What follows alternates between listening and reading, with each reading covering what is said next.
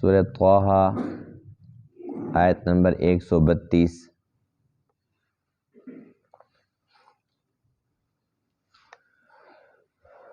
اعوذ باللہ من الشیطان الرجیم،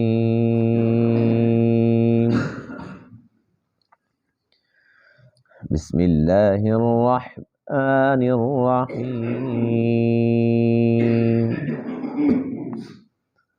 وقالوا لولا يأتينا بآية من ربه أولم تأتهم بينة ما في الصحف الأولى ولو أنا أهلكناهم بعذاب من قبله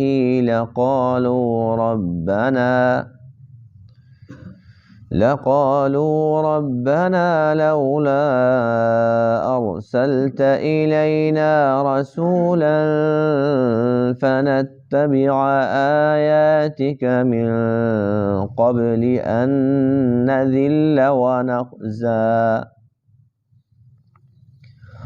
قل كل متربص فتربصوا فستعلمون من أصحاب الصراط السوي ومن اهتدى۔ صدق اللہ العظیم۔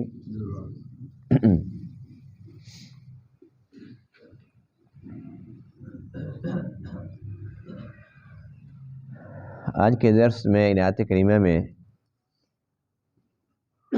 کفار و مشرکین کے ایک اعتراض کا جواب ہے۔ اعتراض ان کا یہ تھا کہ جب حضور علیہ الصلاۃ والسلام انہیں تبلیغ فرماتے، اللہ تعالیٰ کا پیغام ان تک پہنچاتے اور انہیں سمجھاتے کہ اللہ تعالیٰ وحدہ لا شریک ہیں اور یہ کہ میں اللہ تعالیٰ کا آخری نبی ہوں، تو وہ لوگ آگے سے اعتراض یہ کرتے تھے کہ اگر آپ واقعی اللہ تعالیٰ کے سچے نبی ہیں تو پھر جیسے ہی ہم کوئی معجزہ طلب کرتے ہیں، کوئی نشانی طلب کرتے ہیں، تو آپ فی الفور وہ نشانی کیوں نہیں پیش کر دیتے؟ اللہ تعالیٰ نے ان آیات کریمہ کے اندر یہ ارشاد فرمایا کہ جو پہلے صحیفے ہیں، پہلے نبیوں پر کچھ کتابیں بھی اتری جیسے تورات، زبور، انجیل، اور کچھ نبیوں پر صحیفے اترے، یعنی کہ بڑی کتابیں نہیں تھیں، وہ چھوٹے چھوٹے صحیفے تھے۔ تو اللہ فرماتے ہیں کہ ہر ایک کتاب میں، ہر ایک صحیفے کے اندر حضور خاتم النبیین علیہ الصلاۃ والسلام کا تذکرہ موجود ہے۔ جب ہر ایک صحیفے کے اندر یہ نشانی موجود ہے کہ سب سے آخری نبی محمد الرسول اللہ صلی اللہ علیہ وسلم ہوں گے، آپ خاتم النبیین ہیں، آپ کے بعد کوئی نبی کوئی رسول نہیں ہے، قیامت کی نشانیوں میں سے بھی سب سے بڑی نشانی اللہ کے نبی کی آمد ہے۔ بے شمار نشانی ہے نا، اللہ کے نبی سب سے بڑی نشانی ہے کہ جب آپ آ گئے تو اس کے بعد کوئی اور نبی نہیں، کوئی اور رسول نہیں، آپ اللہ کے آخری نبی ہیں، یہ امت آخری امت ہے، یہ شریعت یہ سب سے آخری شریعت ہے، یہ کتاب سب سے آخری کتاب ہے، اللہ کی طرف سے کوئی نیا پیغام نہیں آئے گا، بس اب قیامت آئے گی۔ تو اللہ فرماتے ہیں کہ اتنی بڑی نشانی دیکھنے کے باوجود، جو کہ ہر کتاب کے اندر ان کو سمجھائی گئی، ہر دور کے اندر ہر امت کو بتلایا گیا کہ سب سے بڑی نشانی وہ میرے محبوب پاک ہے، تو اس کے بعد پھر یہ کہنا کہ اگر آپ یوں کر دیں تو ہم مان لیں گے، اگر آپ ایسے کر لیں تو مان لیں گے، یہ ان کی فضول باتیں ہیں۔ اللہ فرماتے ہیں کہ اگر ہم چاہتے تو حضور علیہ السلام کی بعثت سے پہلے ہی ان کو ہلاک کر دیتے۔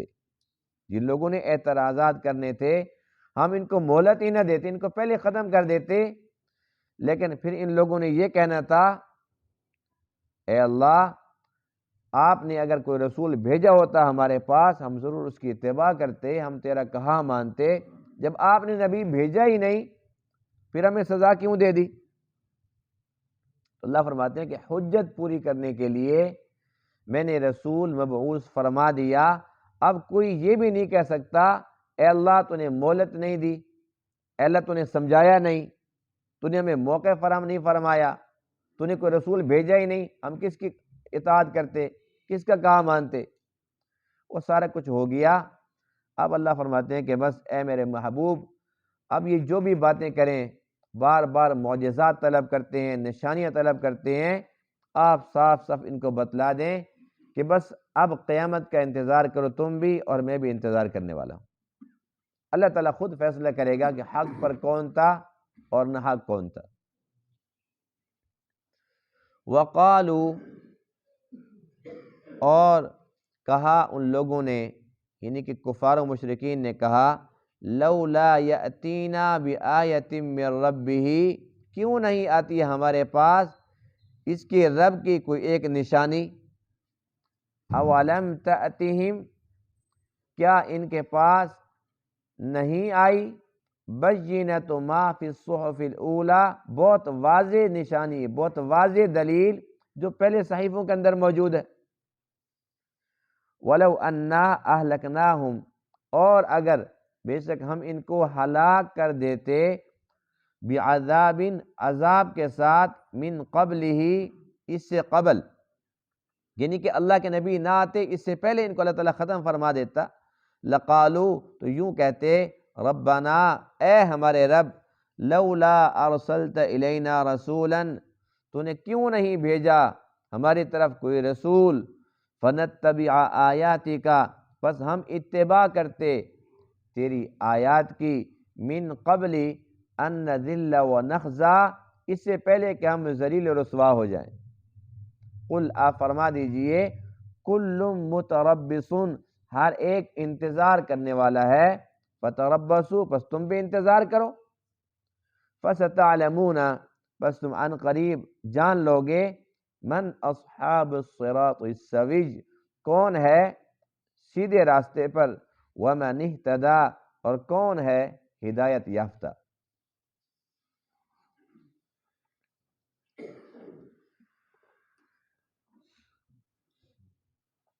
حضور علیہ الصلوۃ والسلام کا تذکرہ تورات کے اندر بھی موجود، زبور کے اندر بھی موجود، انجیل کے اندر بھی موجود، تمام کے تمام آسمانی صحیفوں کے اندر بھی موجود، یہاں تک کہ جو تورات و زبور انجیل کے عالم تھے، حضور علیہ الصلوۃ والسلام اور آپ کے تمام صحابہ کی نشانیاں اس انداز سے اللہ نے ان کو سمجھا دی تھی، اللہ فرماتے ہیں کہ ان کو کسی قسم کا شک بھی نہیں تھا۔ اللہ کے نبی کو جب دیکھا تو ایسے پہچان گئے، کما یعرفون ابناءہم، جیسے اپنے بیٹوں کو کوئی پہچانتا ہے۔ اپنے بچے کو، اپنے بیٹے کو پہچاننے کے اندر کوئی انسان غلطی کر سکتا ہے؟ کسی اور کو انسان دیکھتا ہے تو مغالطہ لگ سکتا ہے کہ ہو سکتا ہے میں نے دیکھا کہ فلاں جا رہا تھا، میں نے پیٹھ کی طرف سے دیکھا، مجھے سمجھ نہیں آئی، میں نے دیکھا، میں نے کہا کوئی چھوٹے سے قد والا ہے، میں نے اندازہ لگایا کہ فلاں ہوگا، لیکن اپنے بیٹے کو ہر بندہ ایسے جانتا ہے کہ وہ بولے یا خاموش رہے، اس کی پیٹھ کی طرف سے دیکھے، بیٹا جو ہے اسی کے گھر کے اندر وہ پیدا ہوا، پلا بڑا۔ تو اللہ فرماتے ہیں کہ جیسے کوئی انسان اپنے بیٹے کے اندر کوئی مغالطہ نہیں کر سکتا، میرے نبی کو، پیغمبر آخر الزمان کو اسی طریقے سے پہچانتے۔ اور یہ وہ بدبخت ہیں کہ جب تک حضور علیہ الصلوۃ والسلام تشریف نہیں لائے تھے تب تک ان کا حال یہ تھا کہ جب انہوں نے اپنی کتابوں کے اندر میرے محبوب کا تذکرہ پڑھا تو یہ انتظار کر رہے تھے کہ وہ نبی کب آئے گا، وہ سب سے بلند ترین شان والا، مقام اور رتبے والا نبی کب آئے گا، اور اتنا انتظار کر رہے تھے اور اتنا ان کو محبت ہو گئی تھی۔ وَكَانُوا مِن قَبْلُ يَسْتَفْتِحُونَ عَلَى الَّذِينَ كَفَرُوا، اللہ فرماتے ہیں کہ اگر ان کا کسی کے ساتھ مقابلہ ہو جاتا تھا تو یہ اللہ تعالیٰ سے مدد مانگتے تھے اللہ کے نبی کے واسطے سے۔ کافروں کے خلاف مدد مانگتے تھے، اے اللہ تیرے اس محبوب کا واسطہ جس کا ذکر تورات میں ہے، جس کا ذکر زبور میں ہے، جس کا ذکر انجیل میں ہے، اس نبی کا واسطہ ہمیں ان کافروں کے اوپر فتح عطا فرما۔ فلما جاءہم، جب وہ نبی آ گیا جس کے واسطے دیا کرتے تھے، جن کے وسیلے سے دعائیں کیا کرتے تھے، ما عرفوا کفروا بہ، اللہ فرماتے ہیں کہ پھر نہیں پہچانا، صاف صاف مکر گئے، صاف صاف انکار کر دیا۔ فلعنت اللہ علی الکافرین، اللہ فرماتے ہیں کہ ان کافروں کے اوپر اللہ تعالیٰ کی لعنت اور پھٹکار ہے۔ اور یہ ایسے بد نصیب اور بدبخت تھے، جب سب کچھ پہلے پڑھ بھی لیا، سارا علم بھی ہو گیا، جب اللہ کے نبی تشریف لائے تو پہچان بھی گئے، اس سے قبل تو آپ کے واسطے دیا کرتے تھے، وجہ کیا بنی؟ اتنا شدت سے انتظار تھا، آپ کے آنے کے بعد یکدم کیوں بدل گئے؟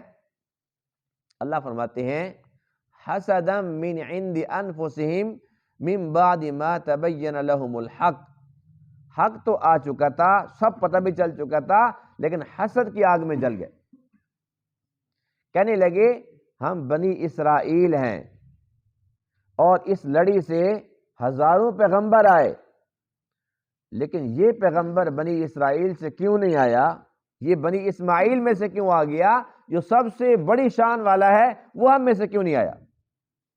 اگر وہ ہم میں سے ہوتا ہمارے لیے فخر کی بات ہوتی، پھر ہم ان پر ایمان بھی لے کے آتے۔ جب وہ ہم میں سے نہیں ہے، یہ رتبہ اگر بنی اسرائیل کو نہیں ملتا تو بنی اسرائیل ماننے کے لیے تیار نہیں ہے، ہمیشہ کے لیے جہنم کو قبول کر لیا، لیکن حسد کی آگ میں جلتے رہے، اللہ کے نبی کو جاننے کے باوجود بھی، پہچاننے کے باوجود بھی نہیں پہچان سکے، صاف صاف انکار کر دیا۔ کتنی حیرت کی بات ہے، ایک بندہ جانتا ہو کہ یہ فلاں ہے اور پھر کہتے ہیں میں نہیں جانتا، کہتے ہیں نا سنی انسنی کر دینا، یعنی سنی تو ساری بات ہے لیکن سنی انسنی کر دی ہے، دیکھا ہے، دیکھنے کا وجود انسان پھر اندھا بن گیا ہے۔ پھر اللہ فرماتے ہیں کہ یہ وہ لوگ ہیں فَإِنَّهَا لَا تَعْمَى الْأَبْصَارُ، ان کی آنکھیں اندھی نہیں ہیں، وَلَكِنْ تَعْمَى الْقُلُوبُ الَّتِي فِي الصُّدُورِ، جو ان کے سینوں کے اندر دل ہیں وہ اندھے ہیں۔ یہ دل کے اندھے ہیں، میرے محبوب کو سامنے دیکھتے ہیں اور پھر بھی اندھے بنے ہوئے، دل کے آنکھ سے دیکھ لیتے تو فوراً اسلام قبول کر لیتے۔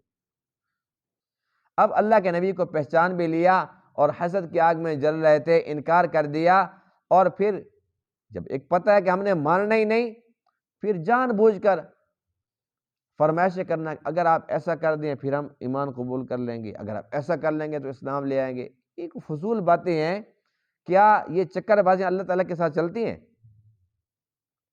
ٹھیک، اللہ کے نبی عالم الغیب نہیں تھے، اللہ کے نبی کو تو یہ تھا بھی ہو سکتا ہے، یہ جو کہتے ہیں کہ اگر آپ یہ نشانی دکھا دیں تو پھر ہم بس ابھی آئے، تو اللہ کے نبی کے دل میں ایک خیال آتا تھا کیونکہ امت کی محبت تھی، ہو سکتا ہے اللہ تعالیٰ ایسا کر دے جیسے یہ چاہتے ہیں تو یہ آ جائیں۔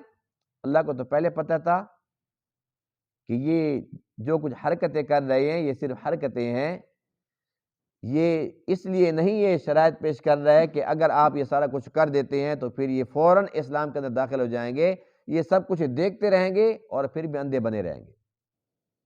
دیکھتے نہیں ہو، ابو جہل نے کہا تھا نا کہ میری مٹھی میں کیا ہے، اگر یہ بتا دو تو آج میں کلمہ پڑھ کے جاؤں گا، نہیں کہا تھا؟ پھر جب اللہ کے نبی نے فرمایا کہ میں بتاؤں یا جو تیری مٹھی میں ہے وہ خود بتائے، کہتے اچھا بتاؤ، وہ کنکریاں مٹھی کے اندر کلمہ پڑھنا شروع کر دیتی، اب کیا کرتے ہو؟ فوراً نیچے پھینک دیتا ہے، کہتے اچھا اتنا بڑا جادو، میرے ہاتھ کے اندر کنکریاں تھی اس پہ بھی جادو کر دیا۔ یہی ابو جہل تھا۔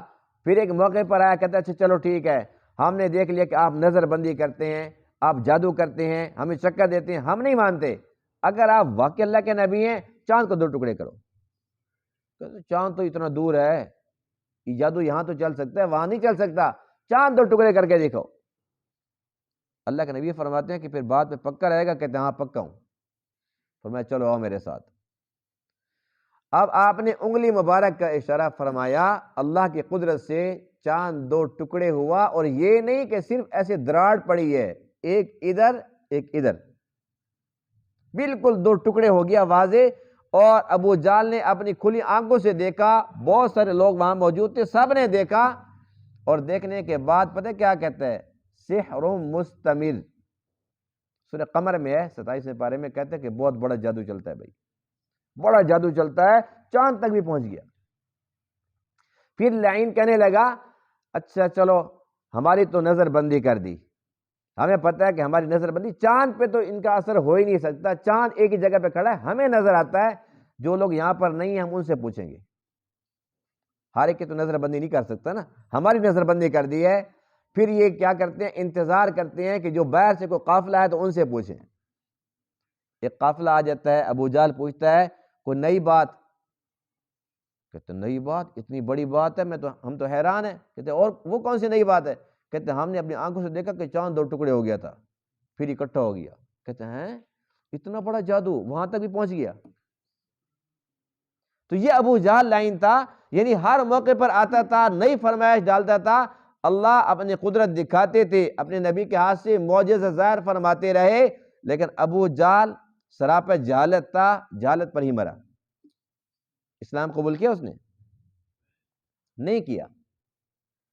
اور دوسری جانب دیکھتے ہیں ابو بکر صدیق رضی اللہ تعالیٰ عنہ کو، کوئی معجزہ مانگا؟ فاروق اعظم کو دیکھتے ہیں، عثمان غنی کو دیکھتے ہیں، علی حیدر کرار کو دیکھتے ہیں، ان میں سے کوئی ایک دکھائے، وہ کہتے ہیں جی آپ اگر یوں کریں گے تو پھر ہم اسلام قبول کریں گے۔ کسی نے کہا؟ جو ماننے والے ہوتے ہیں وہ مان جاتے ہیں، اور جس نے نہیں ماننا وہ 1000 چیزیں دیکھے لیکن پھر بھی وہ ابو جہل ہی رہتا ہے۔ حضور علیہ السلام کی معجزات سب نبیوں سے زیادہ ہیں، سب نبیوں سے بڑے ہیں، جیسے آپ سب نبیوں سے بڑے ہیں شان میں، آپ کے معجزات بھی سب سے بڑے ہیں۔ اور مشرکین مکہ نے تو حدیں کراس کر دی، معجزات بھی مانگے تو کیا مانگے، معجزات بھی تو انوکھے تھے نا۔ ایک بار ہے کہنے لگے اچھا ایسا ہے ٹھیک ہے ہم آپ کو نبی ماننے کے لیے تیار ہیں، شرط یہ ہے کہ آپ یہاں سے پہاڑ غائب کریں، زمین ہموار کر دیں اور یہاں سے نہریں جاری کر دیں۔ اب ان کے گمان میں یہ تھا کہ یہ تو ہو سکتا ہی نہیں، حالانکہ ہمارا ایمان یہ ہے اگر اللہ کے نبی اللہ کے سامنے عرض کرتے اللہ کے لیے کیا مشکل ہے، اللہ تعالیٰ سب کچھ کر دیتا۔ وہاں پر تو پانی نہیں تھا نا، وہ نہر مانگ رہے تھے، لیکن ان کم بختوں کو یہ نظر نہیں آتا کہ جب اللہ کے نبی موجود تھے تب زمزم تھا کہ نہیں تھا؟ زمزم نہر سے چھوٹا ہے، جنت کا چشمہ ہے، کون سا مسلمان ایسا جس نے زمزم نہیں پیا؟ بے شک وہاں گیا یا نہیں گیا، لیکن ہر ایک مسلمان نے اس کو پیا ہے، جنت کے چشمے سے پانی پیا ہے۔ اور تقریباً اکثر، ہر گھر کا تو میں نہیں کہتا لیکن اکثر ایسا ہوتا ہے کہ ہر مسلمان کے گھر کے اندر یہ بابرکت پانی، جنتی پانی موجود رہتا ہے، یہ نہیں کہ کوئی گیا یا نہیں گیا، تو پانی تو وہاں پر تھا۔ تو یہ ان کا مطالبہ کیوں تھا؟ پھر آپس کے اندر آ کر کہتے تھے ہم نے جو بات کی ہے کون سی کوئی پوری ہونے والی ہے، پوری ہو گئی تو ہم نے کون سا اسلام قبول کرنا ہے، کھیتی باڑی کریں گے؟ اب پتھروں کے اوپر تو ہم کچھ اگانے سے رہے، زمین اگر ایک جیسی ہو جائے اور نہر ہو جائے تو پھر کھجور، پھر انگور، باغات ہی باغات ہوں گے، پھر تو مزے مزے ہیں۔ تو اللہ کو پہلے پتا تھا کہ یہ نشانی کیوں طلب کی جا رہی ہے، صرف دنیا کی محبت میں کہ اگر یہ ہو بھی گیا تو ہمارا کام بن جائے گا۔ اللہ کو پتا تھا کہ یہ پھر بھی ایمان لانے والے نہیں ہیں، اللہ فرماتے ہیں کہ پھر میں یہ کام کیوں کروں، انہیں دنیاوی لحاظ سے فائدہ کیوں پہنچاؤں جب میرے محبوب کی بات ماننی ہی نہیں۔ اور پھر جب گستاخی پر آئے تو یہود و نصارہ سے بھی 2 ہاتھ آگے نکل گئے۔ پھر جو معجزہ مانگا تو کیا مانگا کہ آپ ایسا کریں ہماری آنکھوں کے سامنے آسمان پر چڑھ جائیں، او ترقا فی السماء، آپ ہماری آنکھوں کے سامنے آسمان پر چڑھ جائیں۔ اور کہنے لگے یہ نہیں کہ اگر آپ یوں چڑھ بھی گئے تو پھر ہم ایمان لے کر آئیں گے، نہیں نہیں، وَلَن نُؤْمِنَ لِرُقِيِّكَ، صرف چڑھنے کے ساتھ نہیں، حَتَّى تُنَزِّلَ عَلَيْنَا كِتَابًا نَقْرَؤُهُ، جب جائیں گے تو خالی ہاتھ ہوں گے، جب واپس آئیں گے تو ہاتھ میں کتاب ہوگی، پھر ہم اس کو پڑھیں گے۔ اب یہ ان کا جو معجزہ تھا یہ ایک گستاخی تھی، یہ گستاخی تھی کہ آپ آسمان پر چڑھ جائیں، خالی ہاتھ جائیں، واپس آئیں تو آپ کے ہاتھ کے اندر کتاب ہونی چاہیے، اور پھر ہم اس کو پڑھیں گے بھی، ایسی بھی تسلی نہیں ہوگی کہ بس دیکھ لیا تو بس مان لیا، پڑھیں گے اس کو۔ اللہ تعالیٰ نے کیا جواب ارشاد فرمایا؟ قل سبحان ربی، آپ فرما دیجیے کہ میرا رب پاک ہے، حل کنت الا بشر الرسولا، میں بشر ہوں، انسان ہوں، عام انسان نہیں ہوں، اللہ کا رسول ہوں، لیکن ہوں بشر، انسان ہوں، اور کسی انسان کو دیکھا ہے کہ وہ آسمان کے اوپر چڑھتا ہوا جا رہا ہو، تو میں کیوں آسمان پر چڑھ کر جاؤں؟ ماننا ہے تو مان لو، نہیں ماننا تو جاؤ جہنم میں، مجھے اس کی کیا پرواہ ہے کہ میں آسمانوں پر چڑھوں، وہ بھی تمہارے لیے، تم میرا امتحان لینا چاہتے ہو۔ جو ایمان ہے وہ اعتماد کا نام ہے، ایمان بالغیب، ہمیں اللہ کے نبی پر اعتماد ہے، اور بہت اعلیٰ درجے کا اعتماد ہے کہ اللہ کے نبی نے جو کچھ فرمایا وہ حق سچ ہے، اور جو کچھ فرمایا وہ ہماری آنکھوں کے سامنے نہیں ہے، یعنی اللہ کے نبی فرماتے ہیں اللہ تعالیٰ وحدہ لا شریک ہے، ہم نے اللہ کو دیکھا ہے لیکن بالکل مانتے ہیں کہ وہ وحدہ لا شریک ہے۔ اللہ کے نبی نے فرمایا فرشتے ایک مخلوق ہیں، ہم نے فرشتوں کو دیکھا ہے لیکن دیکھنے سے زیادہ ایمان رکھتے ہیں کہ ہیں۔ اللہ کے نبی کی بات ہے نا، اعتماد الحمدللہ، ایمان بالغیب۔ اللہ کے نبی نے فرمایا کہ مرنے کے بعد پھر ایک زندگی ہے، پھر قبر کی زندگی ہے، قبر کے اندر عذاب ہے، ثواب ہے، پل صراط ہے، جنت جہنم، یہ ساری کی ساری چیزیں ہم نے دیکھی۔ 1,24,000 پیغمبر اللہ کے نبی نے ہمیں بتلائے ہیں، ہم نے کسی ایک کو دیکھا؟ تورات، زبور، انجیل کو ہم نے دیکھا؟ اللہ کے نبی نے فرمایا کہ یہ چیز بھی ہے، یہ بھی ہے، یہ بھی ہے، ہم نے کہا آمنا وصدقنا، ہم اس پر ایمان لاتے ہیں، ہم اس کی تصدیق کرتے ہیں۔ جس نے ماننا ہوتا ہے وہ مان لیتا ہے، جیسے ابوبکر صدیق نے مانا، حضرت عمر، حضرت عثمان، حضرت علی، ان تمام نے مانا، اور کتنے صحابہ تھے جنہوں نے مانا۔ یہ چند ایک تھے جو شرارتی تھے، شیطان صفت تھے، ابو جہل جیسے، جو کہتے تھے کہ اگر آپ ایسا کر دیں تو پھر مانیں گے، اگر آپ ایسا کر دیں تو پھر مانیں گے، بس وہ یہ باتیں کرتے رہے اور جہنم تک جا پہنچے۔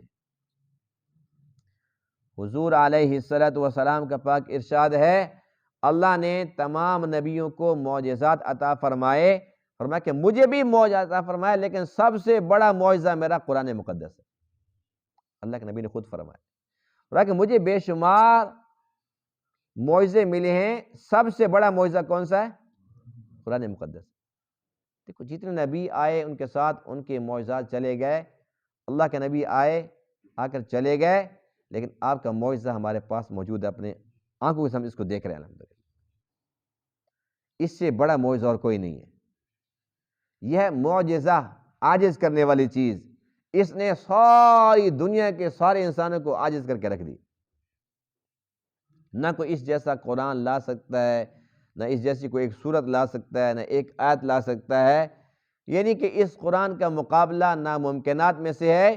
پھر اس جیسا بنا نہیں سکتے، اس میں سے کوئی ایک نقطہ مٹا بھی نہیں سکتے، ایک نقطہ بڑھا بھی نہیں سکتے، نیا کلام تو لا نہیں سکتے۔ جو موجود ہے اس کے اندر اگر تحریف کرنا چاہتے ہیں، اس میں خیانت کرنا چاہتے ہیں، لفظی، معنوی، اللہ فرماتے ہیں کہ اس کو ہم نے اتارا، ہم خود اس کے محافظ ہیں۔ کتنا پیارا معجزہ ہے، کتنا بڑا معجزہ ہے، لیکن اس دور کے یہی کافر اس معجزے کو بھی اپنی آنکھوں کے ساتھ دیکھ رہے تھے جیسے اللہ کے نبی کو دیکھ رہے تھے۔ نہ اللہ کے نبی کو مانا، نہ اللہ کے نبی کے اس مبارک معجزے کو مانا۔ نہیں مانا تو پھر کیا ہوا؟ جہنم کا ایندھن بن گئے۔ اللہ فرماتے ہیں وَلَوْ أَنَّا أَهْلَكْنَاهُمْ بِعَذَابٍ مِّن قَبْلِهِ، اگر اللہ کے نبی کی بعثت سے پہلے، یعنی کہ اللہ کے نبی ابھی تک تشریف نہیں لائے تھے، یا آپ آ چکے تھے لیکن ابھی تک آپ کو نبوت عطا نہیں ہوئی تھی، اس سے پہلے اگر ہم چاہتے تو ان تمام لوگوں کو ہلاک کر دیتے، ختم کر دیتے۔ اللہ کر سکتا تھا کہ نہیں کر سکتا تھا؟ اللہ فرماتے ہیں کہ پھر ان لوگوں کا اعتراض باقی رہ جاتا۔ جیسے ایسا ہوتا ہے نا بسا اوقات میں ایک چھوٹی سی مثال دے رہا ہوں، کوئی ایسا نہ ہو کہ کوئی یہ تو میرے اوپر فٹ ہو گئی ہے، یہ ہر بندے پہ فٹ ہو جاتی ہے۔ یعنی کہ ہم نے مثال کے طور پر کہیں جانا نہیں تھا، کہیں جانا نہیں تھا، اور اگر ہمیں دعوت بھی نہ ملے تو پھر ہم کیا کہتے ہیں؟ بھئی آپ نے دعوت دی، آپ دعوت دیتے میں پھر نہ آتا پھر بات تھی، حالانکہ 100% پہلے سے ہم تیار تھے کہ بالکل بھی نہیں جائیں گے، لیکن عذر تو بن گیا۔ بھی آپ نے کارڈ بھیجا، آپ نے دعوت دی، نہیں جی میں نے تو بھیجنی تھی، بس پھر بھیجی آپ نے خود نہیں ہے، پھر اعتراض میرے پر لگا رہے ہو۔ یعنی کہ نیت ہماری پہلے سے خراب ہوتی ہے، لیکن بہانہ تو بن جاتا ہے نا۔ لیکن جب وہ دعوت نامہ پہنچ جاتا ہے، کارڈ پہنچ جاتا ہے، اس کے بعد اگر کوئی نہیں جاتا تو پھر حجت پوری ہو جاتی ہے، پھر اس کے بعد عذر کوئی نہیں ہوتا، بھی آپ نے بلایا نہیں، آپ نے ہمیں یاد ہی نہیں رکھا، پھر ساری بات خود اپنے سر کے اوپر آ جاتی ہے۔ تو اللہ فرماتے ہیں کہ اگر اپنے نبی کی بعثت سے پہلے ان کو میں ہلاک کر دیتا تو یہ عذر رہ جاتا، کیا کہتے؟ ربنا لولا ارسلت الینا رسولا، تو نے ایک رسول کیوں نہیں بھیجا ہماری طرف، فنتبع آیاتک، ہم تیری آیات کی اتباع کرتے، ہم اس کے اوپر ایمان لاتے، اس نبی سے محبت کرتے، تیری ہر بات مانتے، آپ بھیجتے تو صحیح، جب آپ نے بھیجا ہی نہیں۔ اللہ فرماتے کہ نہیں، میں نے حجت تمام کر دی، نبی بھیج دیا، نبی بھیجنے کے بعد اب ان کے پاس کوئی عذر باقی نہیں ہے، اب نہیں کہہ سکتے کہ ہمارے پاس پیغام ہی نہیں پہنچا، ہمارے پاس تیرا قاصد ہی نہیں آیا، تیرا رسول آیا ہی نہیں، ہم اتباع کس کے کرتے؟ تو اب یہ پھنس چکے ہیں۔ لیکن انسان بڑا ہی ہٹ دھرم ہے، انسان بڑا ہی ظالم ہے۔ اللہ فرماتے ہیں کہ کچھ لوگ میرے پاس آئیں گے اور کیا کہیں گے؟ ما جاءنا من بشیر ولا نذیر، ہمارے پاس تو کوئی بشیر کوئی نذیر نہیں آیا، کوئی خوشخبری سنانے والا، کوئی ڈرانے والا، یعنی کوئی نبی کوئی رسول نہیں آیا۔ فقد جاءکم بشیر و نذیر، حالانکہ بشیر نذیر آیا، جھوٹ بول دیں گے۔ اور مشرکین میں سے ایک ٹولہ ایسا بھی ہوگا، بدبخت اللہ کے حضور کھڑے ہوئے ہیں، دن قیامت کا ہے، دنیا کے اندر تو انسان جھوٹ بولتا ہی رہتا ہے، لیکن اللہ کے سامنے براہ راست کہہ کر اتنی بڑی قسم کھائیں گے، وہ بھی اللہ کے نام کی، کہیں گے واللہ ربنا ما کننا مشرکین، اے اللہ تیری قسم تو ہمارا رب ہے، ہم نے کوئی شرک نہیں کیا تھا۔ اللہ فرماتے تم نے شرک کیا، یہ کیا کہتے ہیں؟ اللہ تیری قسم ہم نے شرک نہیں کیا۔ اللہ فرماتے ہیں انظر کیف کذبوا علی انفسہم، دیکھیے ان کو کیسے اپنی جانوں کے خلاف خود یہ جھوٹ گھڑ رہے۔ اصل بات یہ ہے وضل عنہم ما كانوا یفترون، جن پہ ان کو بڑا ناز تھا نا، وہ کہتے جی میرے پیر و مرشد آئیں گے بس میرا تو پھر بیڑا پار، آج دیکھ رہا ہے وہ ان کو نظر نہیں آ رہا ہے۔ یہ بالکل لفظی ترجمہ بتا رہا ہوں، وضل عنہم ما كانوا یفترون کا، کہ جن کو یہ گھڑا کرتے تھے نا کہ یہ ہے میرا، فلاں میرا ہے اور میں تو فلاں کا ہوں، آج ان کو نظر نہیں آ رہی، نے تلاش تو بڑا کیا، ہر طرف دیکھا، کہاں سے لے گئے؟ جب دیکھا کہ وہ تو سارے کے سارے غائب ہو گئے، جو کہتے تھے کہ آؤ جی نذرانے دو، اور پھر وہ جھکتے تھے، شاباش دیا کرتے تھے، کوئی بات نہیں، اللہ کو چھوڑ کر غیروں کے سامنے جھکتے تھے، اور وہ کہتے تھے جو کرتے ہیں کرنے دو، ہمارے تو نذرانے آ رہے ہیں نا۔ یہودی بھی نذرانوں کے پیچھے مسائل چھپا دیا کرتے تھے، آج ان کے چمچے بھی وہی کام کرتے ہیں، پتہ ہوتا ہے کہ یہ شرک ہے، یہ غلط ہے، سب کچھ جانتے ہیں، کہتے ہیں اگر سچ بتا دیا تو نذرانے بند ہو جائیں گے، پیٹ کے چکر میں حق کو چھپا کر بیٹھے ہوئے ہیں، قیامت کے دن جب وہ غائب ہو جائیں گے، اب کہیں گے کہ اب کیا کریں؟ تو اللہ فرماتے ہیں کہ اب جب دیکھیں گے کہ ان کو کوئی ہاتھ نظر نہیں آ رہا، پھر کہتے ہیں اے اللہ تیری قسم ہم نے تو شرک کیا ہی نہیں تھا، یعنی اللہ کے سامنے مکر گئے۔ اللہ کے سامنے کسی کا جھوٹ چلتا ہے؟ لیکن انسان کتنا ڈھیٹ ہے، اللہ کے سامنے کوشش کر رہا ہے چلانے کی، بے شک چلے نہ چلے لیکن کوشش وہاں پر بھی کر رہا ہے۔ تو اللہ فرماتے ہیں قل کل متربص فتربصوا، ہر ایک انتظار کرنے والا ہے، بس تم بھی انتظار کرو، فستعلمون، پس تم ان قریب جان لوگے، من اصحاب الصراط السوی ومن اہتدی، کون سیدھے راستے پر تھا، کون ہدایت یافتہ تھا، یعنی کہ بہت جلد جیسے انسان کی آنکھیں بند ہوگی، دوسری دنیا کے اندر داخل ہوگا، دودھ کا دودھ اور پانی کا پانی ہو جائے گا۔ جو کہتے تھے مرنے کے بعد کوئی زندگی نہیں ہے، جب قبر کے اندر انسان جاتا ہے اور فوراً فرشتے آئے تھے منکر نکیر، مر ربوں کا، پتہ چل نہیں جاتا کہ یہاں زندگی ہے؟ میں تو کہتا تھا کچھ نہیں ہے، جب فرشتے پہنچ گئے، سوال جب شروع ہو گیا تو سب پتہ چل جائے گا۔ اور جس طریقے سے قبر کی زندگی ہے، پھر جب حشر کا میدان اللہ کے امر سے سجے گا، وہاں بھی حاضر ہو جائیں گے۔ جو حشر کے منکر تھے، آج حشر آنکھوں کے سامنے ہے۔ پھر وہ پل صراط جس کو کہتے تھے مذاق ہے، کون سا پل صراط، وہ پل بھی آ جائے گا۔ اس کے بعد جس جہنم کو نہیں مانتے تھے، وہ جہنم بھی سامنے آ جائے گی۔ تو اس لیے ماننا تو ہر ایک نے ہے، لیکن دیکھ کر مانا تو کیا مانا؟ جب انسان زندہ ہو جائے گا، دیکھ لے گا عذاب قبر، ثواب قبر، جنت جہنم پل صراط، سب کچھ دیکھ لے گا، دیکھنے کے بعد تو ماننا ہے، ہر کسی نے ماننا ہے، لیکن وہ ماننا معتبر نہیں ہے، ایمان نہیں کہلاتا۔ ہاں اگر اب مان لیا تو یہ معتبر ہے، اب مان لیا تو یہ معتبر ہے۔ ہم اللہ کا شکر ادا کرتے ہیں، الحمدللہ، سب کہتے ہیں الحمدللہ، یا اللہ تیرا شکر ہے تو نے ہمیں مسلمان بنایا، الحمدللہ، اللہ کا بڑا ہی فضل ہے۔ ہمیں چاہیے کہ بس اللہ تعالیٰ کے اس بہت بڑے احسان پر، اس نعمت عظمیٰ پر ہمیں چاہیے اللہ تعالیٰ کی بندگی میں لگ جائیں۔ شکر کا سب سے کم درجہ ہے الحمدللہ کہنا، زبان سے کہنا کہ یا اللہ تیرا شکر ہے، اور اعلیٰ درجہ یہی ہے کہ انسان اپنے عمل کے ساتھ، اپنی بندگی کے ساتھ ثابت کرے یا اللہ تیرا احسان بہت بڑا ہے۔ حق ادا نہیں ہو سکتا، میں کوشش کر رہا ہوں، توفیق بھی تو نے دی، قبول بھی تو نے فرمانا ہے، حق ادا نہیں ہو سکتا، بس میری کوشش کو قبول فرما۔ اللہ تعالیٰ تمام باتوں کو سمجھنے عمل کرنے کی توفیق عطا فرمائے۔ وآخر دعوانا الحمدللہ رب العالمین۔